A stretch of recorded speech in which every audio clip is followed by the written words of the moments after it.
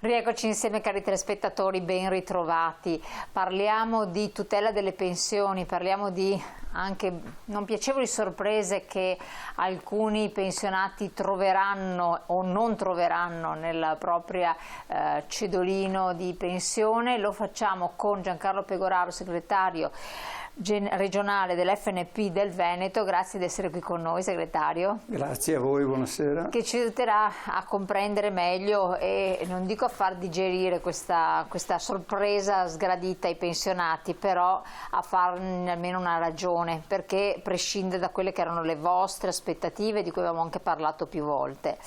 Allora, a luglio chi percepisce una pensione molto bassa rischia di avere una brutta sorpresa. Questa è la notizia. Come dice lei, non vogliamo far digerire nulla a nessuno, siamo qui invece per spiegare quello che sta succedendo e dicendolo anche in una certa maniera, cioè ci sentiamo anche presi in giro, è inutile negarlo.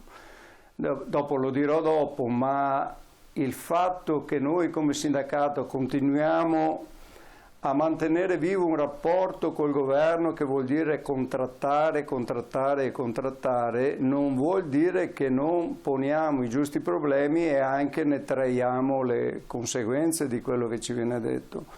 Della serie, la prima battuta che posso fare è che questo governo in particolare potrebbe fare meno proclami, meno restare negli ambiti sempre elettoralistici e cominciarsi a fare davvero le cose che lui ha promesso. Per entrare in quella che oggi è la sorpresa bruttina che noi conosciamo da pochi giorni. Ah, per cui anche voi non avete compreso la dinamica. Ci deriva. Allora, ricordo brevemente il passaggio. A novembre del 2022, quando è stata presentata la legge di bilancio, sostanzialmente ci veniva detto che la rivalutazione delle pensioni riguardava il 7,3% per tutti quanti, oltre le 4 volte al minimo. Dopodiché la prima sorpresa, ci ricordiamo tutti, compreso il sottoscritto, è stata nei primi mesi di quest'anno, quando oltre a questa cifra le pensioni erano state ulteriormente, le rivalutazioni erano state ulteriormente ribassate per chi aveva più di 2.000 euro. Poi avevamo però una, come dire, garanzia sul fatto che le pensioni al minimo sarebbero state rivalutate al 100% e non solo. A un certo punto si diceva con una prosopopea anche un po' roboante che alcune pensioni sarebbero state rivalutate al 120%. Qual è la sorpresa di questi giorni? Che è una circolare dell'INPS. La sorpresa di questi giorni è che si dice sostanzialmente che questo aumento confermato per le pensioni al minimo viene però depurato per quelle pensioni che sono le cosiddette pensioni assistenziali. Oltre al danno, la beffa quindi, perché vuol dire che in Veneto già non sarebbero stati numeri eccezionali quelli che avrebbero ricevuto questo aumento e soprattutto l'aumento in senso stretto, pur essendo accettabile, pur essendo una cosa in più, non era Infatti altissimo. Qua chiedo proprio alla regia se gentilmente mi anticipa la slide delle pensioni in Veneto, dei pensionati in Veneto, perché è un grafico che vediamo appunto i livelli di pensionamento, quanti sono i pensionati e quali sono i livelli di pensioni, eccolo qua. Sì, e qui vediamo chiaramente che allora noi, come abbiamo già mostrato moltissime volte, abbiamo i pensionati totali che sono quasi 1.300.000, 1.288.000, abbiamo 637.000 maschi, 651.000 donne, eccetera, ma abbiamo il pezzo di pensionati che sono quelli che sostanzialmente sono alla minima, i 500 euro, i 525 euro.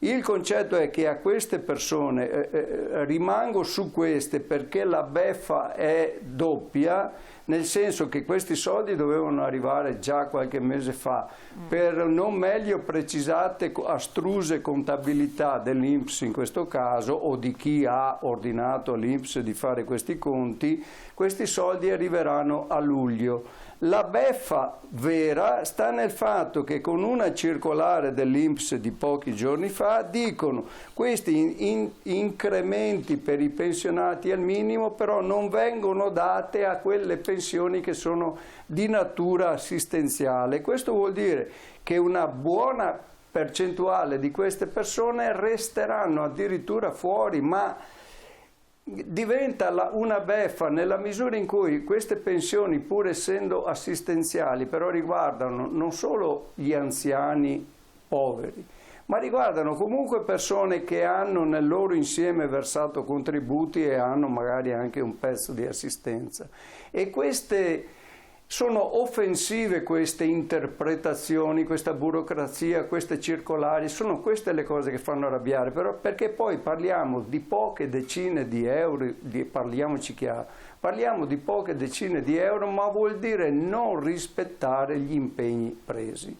Vuol dire applicare, come si diceva una volta, la politica dei due forni in questo paese, che cioè prima mi dai e dopo vediamo se ti posso dare qualcosa. Non può funzionare così e devono stare attenti, perché quando stancheranno tutti probabilmente allora il disagio sociale ci porterà a forme di proteste magari non più controllate o controllabili. Quindi su queste cose devono prestare attenzione al governo. Noi, ripeto quello che ho detto all'inizio, continueremo ad esserci ai tavoli delle trattative in maniera unitaria, ma se si prendono degli impegni devono cominciare a rispettarli. Ecco, quello che colpisce è che nella legge di bilancio che è stata stabilita questo cambiamento sostanzialmente, ma era già menzionata la natura assistenziale delle pensioni e poi abbiamo messo prima il cartello, la regia ha messo prima il cartello dell'INAS, patronato INAS, dove appunto andate a farvi fare tutti i calcoli per capire bene di che pensione si tratta in modo da non avere false aspettative oppure i diritti che vi spettano. Qua rivediamo appunto il numero verde 800 249 307 www.inas.it. Ma chiedo, era già presente in legge di bilancio o è stato qualche decreto attuativo che ha modificato qualcosa? Oppure cosa vuol dire poi soprattutto, anzi, e cosa vuol dire natura assistenziale della pensione? Perché magari chi ci ascolta adesso gli viene anche un coccolone. Sì, allora proviamo nei limiti del possibile appunto certo. a chiarire e interpretare.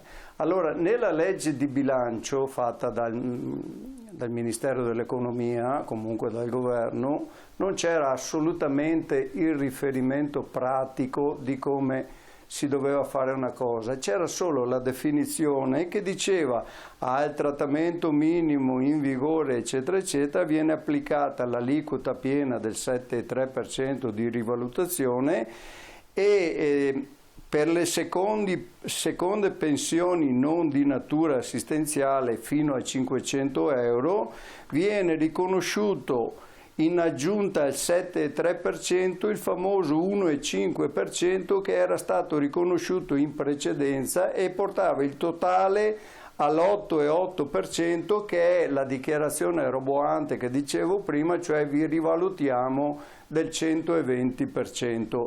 Già da qua tutti noi capiamo che c'è la dichiarazione roboante e vabbè, mi viene da dire in maniera ironica, la accettiamo come viene fatta, basta che portiamo a casa il risultato, perché poi alla fine 7,3 di qua, 1,5 di là, 8,8 al centro, fa sì che poi stiamo parlando di 30, 25, 18, 17 euro. Questa è la sostanza. La circolare dell'INPS, ripeto, che è di pochi giorni fa, quindi è una scrittura dell'INPS che non posso rispondere chi l'abbia ordinata o su quale lettura di legge o di cosa sia stata fatta, dice che questa erogazione viene data a quelle pensioni non di natura assistenziale. Cosa vuol dire? Abbiamo anche qua l'interpretazione bisogna capire cosa vogliono dire, perché noi abbiamo pensioni di natura assistenziale che sono da malattia, ma abbiamo prestazioni in parte di natura assistenziale, che sono quelle persone che hanno raggiunto l'età della pensione pur non avendo i contributi al minimo e prendono un pezzettino, la possiamo considerare assistenziale. Ora la domanda è: a chi la danno? A chi la danno, allora, esatto. L'interpretazione che noi leggiamo su questo è sostanzialmente che verrà divisa, come dire, in due parti, ma che arriverà a una percentuale bassissima di persone, di pensionati in Veneto. Cioè la già esigua platea che sarebbe stata raggiunta viene raggiunta ancora in maniera più bassa, stiamo parlando del 3,5, 4,5, 5,5% di quelli che avrebbero avuto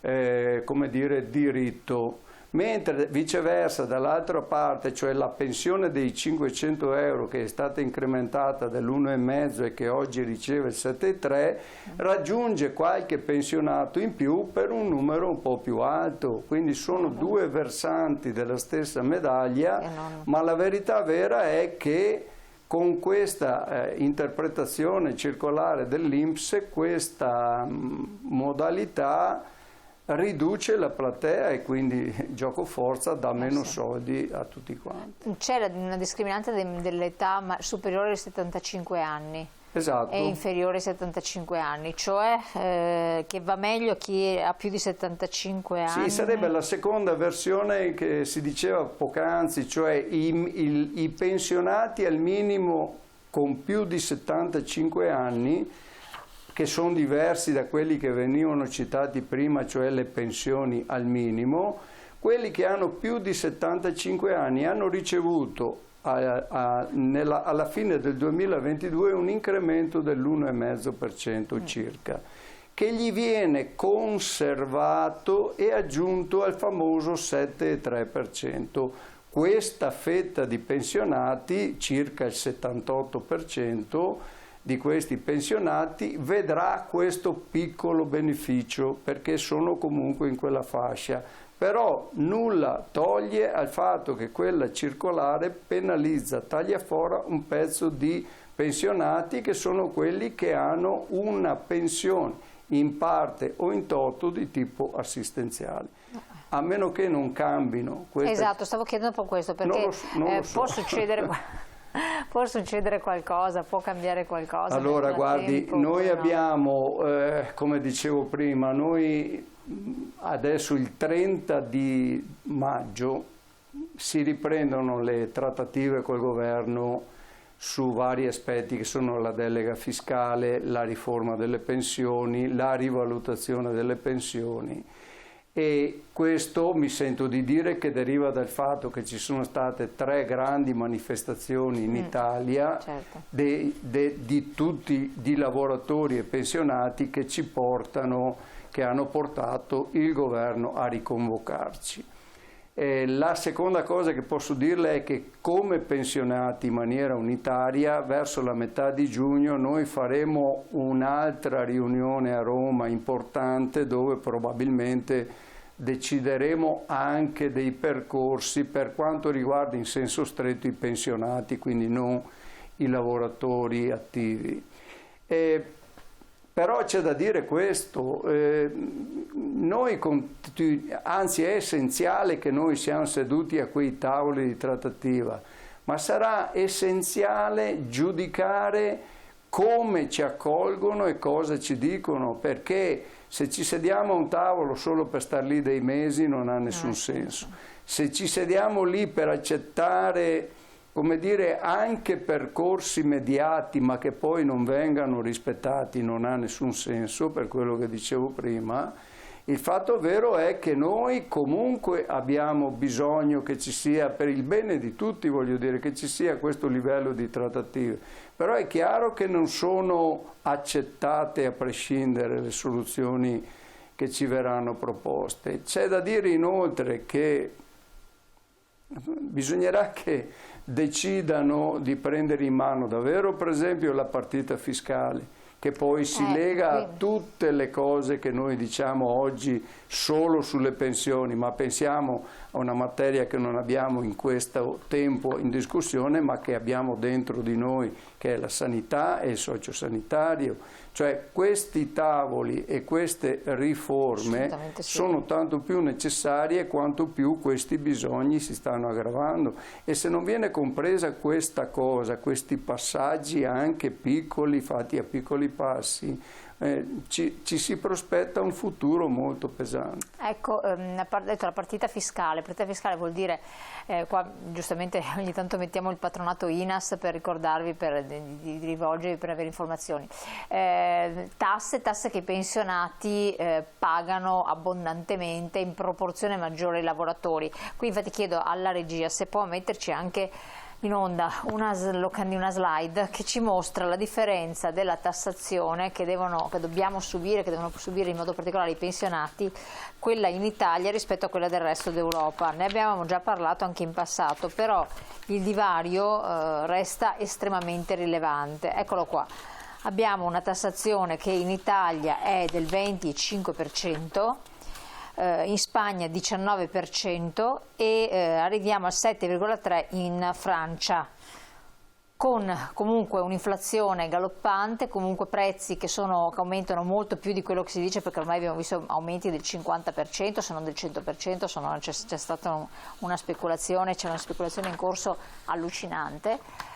Oltre al fatto il discorso della sanità e dell'assistenza sociale, sociosanitaria, che molte volte le persone devono sobbarcarsi a livello privato, perché naturalmente non riescono, il sistema pubblico non riesce a far fronte. Prego. Allora, il paradosso di questa tabella lo si nota... Proprio un paradosso, sì. No, il paradosso è questo, per quello che abbiamo detto poc'anzi, cioè noi abbiamo la tassazione più alta d'Europa. A noi, a partire dall'Europa, ci imputano di avere, come dire, un costo pensionistico previdenziale tra i più alti d'Europa. Noi stiamo dicendo al nostro governo, ma all'Europa, cose già dette ma che vanno dette, ridette e ricontrollate e ricordate, stiamo dicendo che la nostra spesa pensionistica o previdenziale è molto alta, perché nel calcolo che viene fatto, come dire, di costo, ci stanno dentro le pensioni da contributi versati e ci stanno dentro le cosiddette spese assistenziali che, come ci siamo detti molte volte, sono necessarie e doverose in un paese civile, ma non possono venire conteggiate con la stessa maniera con cui si conteggiano le pensioni, perché le pensioni di chi ha pagato i contributi sono sacrosante e ognuno per i suoi contributi versanti deve avere la pensione, non essere ogni volta con tutti i governi il bancomat di queste situazioni, perché questo di fatto è. Prima si dice avresti bisogno e diritto di questo tipo di rivalutazione, poi te la tagliano ad ogni finanziaria. E questo è un passaggio. Il paradosso che dicevo prima è che ci dicono queste robe dall'Europa, ma da molte parti della nostra politica in Italia, salvo poi che ci fanno loro stessi il conteggio, vedi questa occasione, dove dicono noi dividiamo la spesa previdenziale da quella assistenziale. Allora delle due l'una, o me li dai sempre o mi togli quello che è un altro tipo di calcolo. Noi abbiamo la tassazione più alta inoltre perché, che è diverso dai versamenti contributivi, noi abbiamo la tassazione più alta per un semplice motivo, che in questo Paese ampie fasce della società non pagano le tasse ed è ora che questa cosa qualcuno provi a immaginarla.